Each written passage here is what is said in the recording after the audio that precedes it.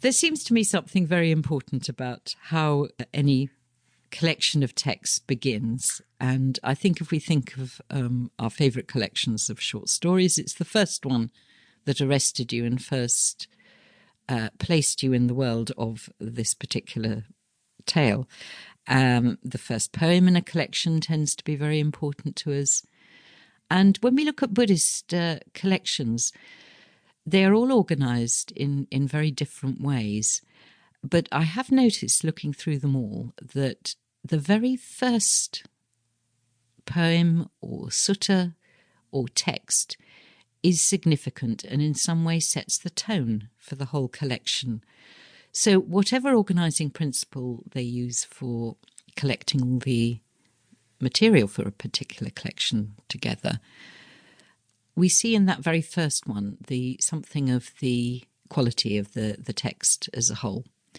So I'm thinking of the verses composed by the early monks. The first one is about a monk who's stuck in the middle of the rain on a hill, and he says, "You carry on raining, rain god, it doesn't matter, I am free." And it's a kind of a very sort of vigorous and triumphant opening to the verses of all the arahats, the people who have attained complete liberation. The first verse of the female arahats is just very different. She uses a domestic image and says, "Oh, I've cooked up all my defilements, they're all cooked away, and now I can sleep very happily in the robes I've made for myself." So it's kind of a different quality to the poetry, as indeed the poems are slightly different, expressing freedom in a slightly different way.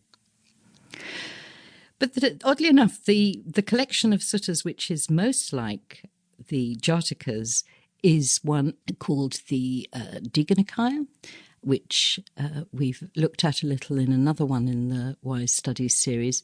And the first one of that is about the wilderness of wrong view. And it's about some people stuck in a wilderness and trying to get out of it. How can they get out of it? So this story also concerns a wilderness, and it describes the Buddha teaching to 500 people who've been lost in a wilderness how to find the way to freedom. And I will explain before we begin the usual pattern and format of Jataka tales. So it follows, as indeed all Jataka tales do, 4 particular sections. The first one is the story from the present, and that's when the Buddha is faced with a circumstance in which he can tell this teaching to the people assembled. The second one is the story itself. Then there is a verse. And then at the very end, there is something called a samodana, a connection. And that's when the Buddha explains who he was in the story and who some of the other characters were.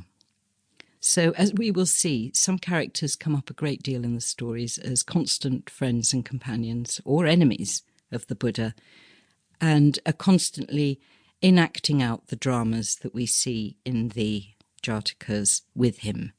They are his friends on his great path, and they too make vows which will bring them to awakening when they become the assembly and the disciples of the Buddha in his final lifetime.